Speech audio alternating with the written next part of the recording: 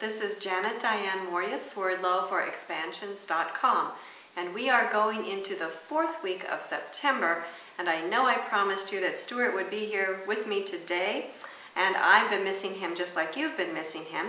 He had a great trip to Iceland, he had a fabulous trip to Poland, and unfortunately, however, as most of you know by now, upon his return, his mother had passed away, so he is currently on a plane back home from New York after attending services there.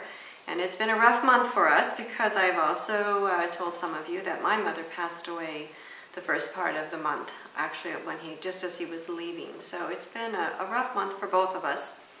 And what's interesting too is we were realizing that both of our mothers were born in the month of January.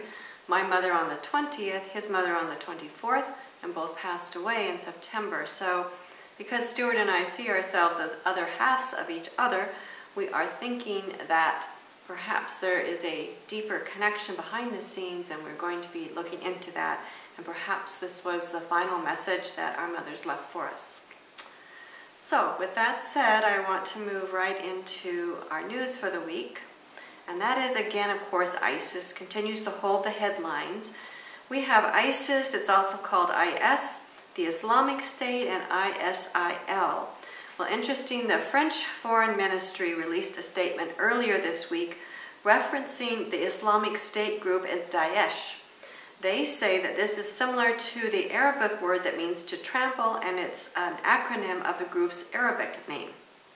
He said, according to the French Foreign Minister, Laurent Fabius, that he views the organization as a terrorist group and not a state.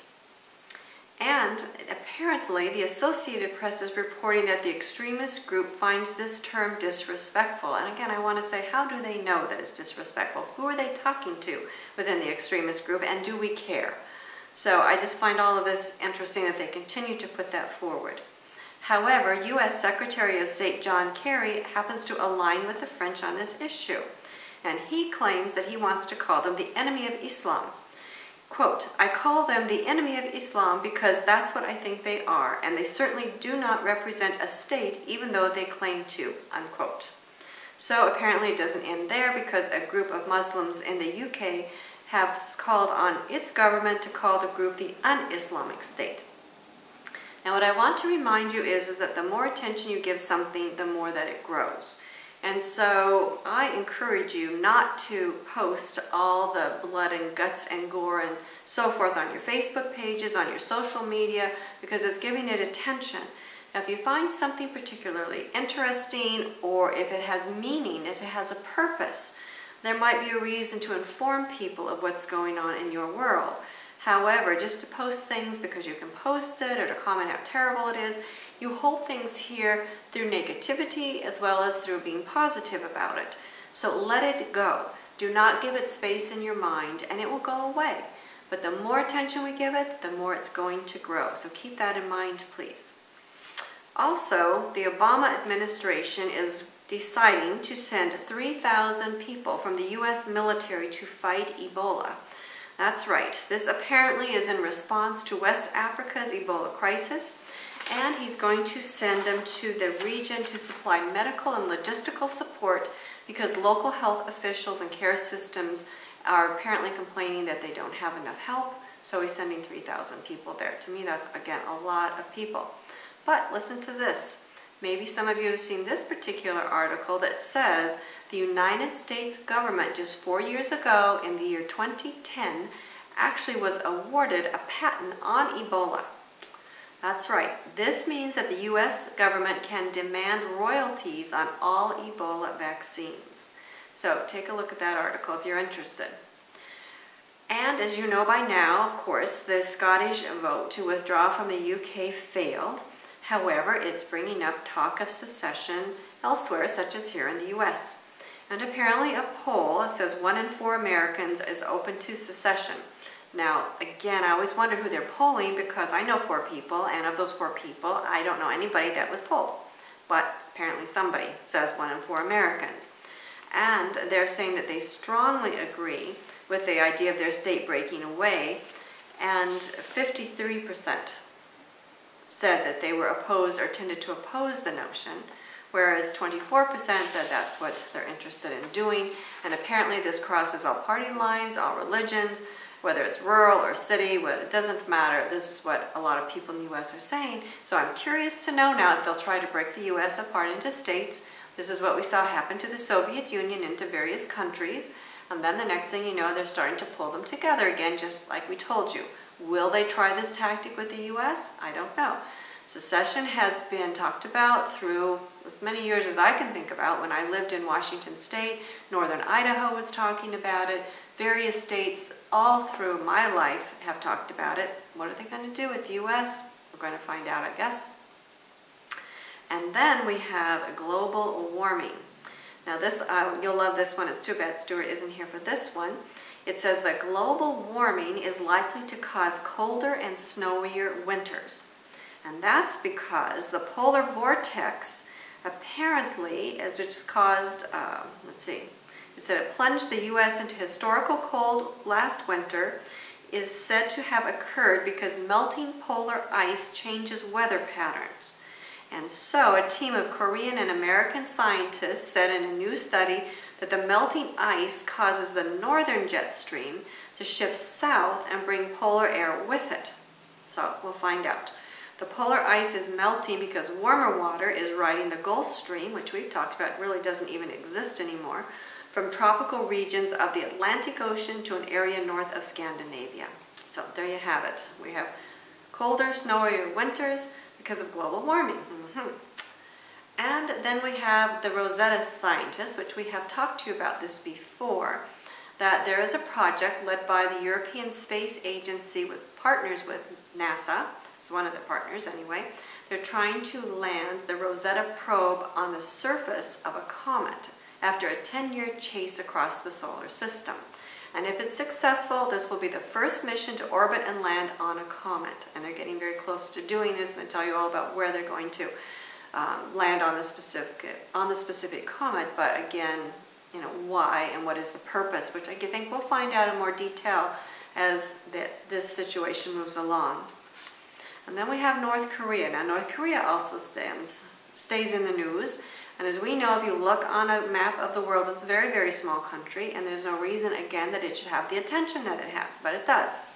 So I will remind you that apparently there is a volcano there, Mount Pitku, that is showing signs of activity, and for the first time ever, North Korea has asked for help from 2 foreign scientists from the UK to help study the volcano.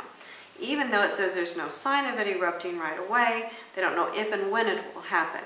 But this was kind of interesting because it says that more than 1,000 years ago, the volcano erupted, and it was one of the largest ever recorded. Well, who was recording volcanic eruptions 1,000 years ago? This didn't make any sense to me.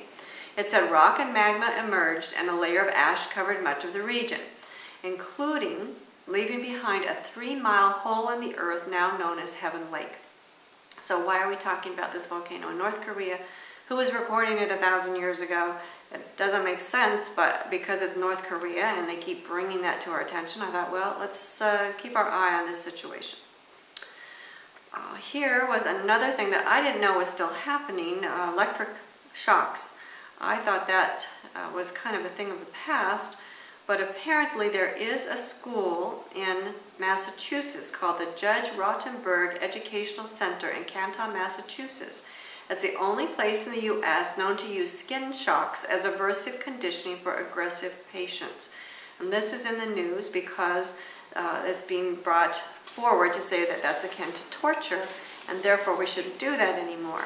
And apparently there was a device that was cleared by the FDA to do this in 1994, but some people built up a tolerance to the shocks, and therefore they developed a new one, and the new one is stronger, and now there's a hearing on that. And we have, of course, people on both sides of the fence. One mother is talking about how it damaged her child, and another one says how it made their child so much better.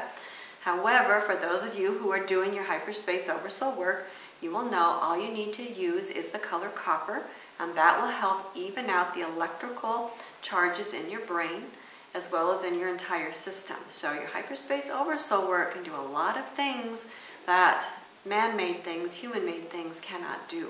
So study and learn and apply. Now here we have a bizarre jellyfish-like creature discovered that was said, quote, that US Today said it could have been mistaken for an alien because it was so strange looking. So what's interesting is that there is a trust called the Ocean Exploration Trust that uploaded the video of this particular creature and it was found while they were exploring how gas and oil in the water have affected the ecosystems. Now, this particular creature is known for only living in the deep ocean, so I think with that we also need to make note of that because we are finding deep ocean creatures coming more into the more shallow areas of the earth. This is called a siphonophore, and this is known as a roving colony made up of thousands of individual organisms called zooids, each contributing to the whole. And the thing that interested me the most about this is the fact that in Stewart's book, Montauk Alien Connection, he talks about the clear people. And apparently this siphonophore is clear. And also I've been noticing a lot of things on the internet that are being passed around, which are pictures of clear things. There are clear butterflies, which I didn't know about. There's a clear ribbon fish. And also I recently posted a picture of a flower that turns clear when it's hit with rain. And along with this report, they were talking about a deep sea phylum that looks like a clear mushroom. So we will be talking about the clear people more in the October conference about the alien agenda. And also we do study the clear frequencies in our Oversoul Mastermind group. So I found that to be interesting, and they said that this specific type of siphonophore can grow to be as long as 130 feet. So a lot of things going on in the ocean, including apparently a new animal that originally they thought was a sea anemone. However, now they're deciding this is the first known organism in a new order of animals. And they're saying that it is the equivalent of finding the first member of a group like primates or rodents. So they're giving it a lot of importance. And this is a quote from the assistant curator in the American Museum of Natural History, who says that finding this this amazing find tells us that we have so much more to learn and discover in the ocean. Well, yes. So look for more things to come up from the inner earth, obviously. And for those of you who are waiting for some of my racier stories, I only have a couple this week, and one actually is a racy story. It's about the women's cycling team kit. It's I guess they call it a uniform kit. They're calling it vagina-like because what's happening is they have a new uniform. They wore it for the first time during the tour of Tuscany. It's bright yellow, red, and white, and it has a nude-colored lower torso. And because of this, it says the kit has a cutaway area where the knickers should be. And others have remarked on the camel toe effect of the design. If you don't know what that is by now, you'll have to look that one up, camel toe. And question whether the male cycling team will have similar nude-colored sections. And from a distance, they look like their midsection is naked. So take a look at that picture if you haven't seen it yet. Apparently it says the team is backed by Colombia's Ministry of Sport and is sponsored by the capital city of Bogota. So this is telling you what is being planned for you more and more, so keep your eyes open. And then the last story I have, again along the same lines, which I found interesting. I think I missed it the first time through. It caught my attention here this last week, is about Kim Kardashian. That she wore, it says, an extremely see-through, bustier, listen to this one, chainmail gown. Now chainmail, as you know, is what they used to use to make the knight's armor out of. And we've been talking to you about going into the new crusades. And this is the first time I've seen this term, chainmail, used. So where else are they going to use it? But they're activating within you this crusades mentality. So keep your eyes open for that one. I want to remind you again that we're right around the corner from our October seminar, Everything Oversoul and the Alien Agenda. Our January class, again, believe it or not, that's going to be here right after the October seminar. You do need to join the January class if you are interested in applying for our Oversoul Mastermind group. And remember, our Oversoul Mastermind group is like our think tank in the hyperspace oversoul genre that Stewart and I teach.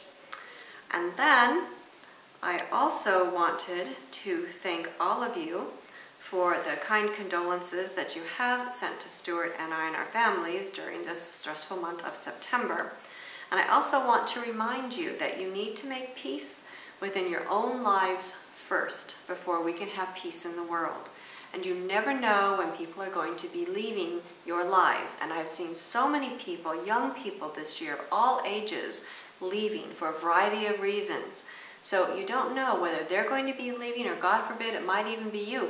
So make that peace, so when it does happen, you have inner peace. But there's no way we're going to have peace in the world until you have peace inside of yourself. You have to be able to get along with your neighbor, with your siblings, with your parents, with your friends, with your colleagues. You can't expect the world to have peace and to reflect that back. No matter how much you talk about it, you have to be the peace. And those are the things that we're studying right now on the membership side of expansions.com. We are studying this month deep cleansing and deep healing, last month peace and harmony, and the people who are on there are amazing, and they're doing fabulous self-discovery work, and they're changing their lives. So I invite you, if you want peace in the world, I do invite you to join the membership side if you want to get serious and you want to get some peace in your own life, and that is the only way that it's going to be projected out into this world that we have. So think about that. I also invite you to share all our Facebook posts with your friends. I invite you to like our Facebook page and to ask your friends to like it, because that helps us in the Google search engines so that people who are looking can find us. We have to be in a place where people can find us. So we appreciate your time and your attention and everything that you do to make you better, because that helps all of us in the long run. And next week, God willing, Stewart will be back with me. Thank you for your patience, and again for all your kind words and your thoughts and condolences during a very rough September for Stewart and I. This is Diane Mourglia-Swerdlow for expansions.com.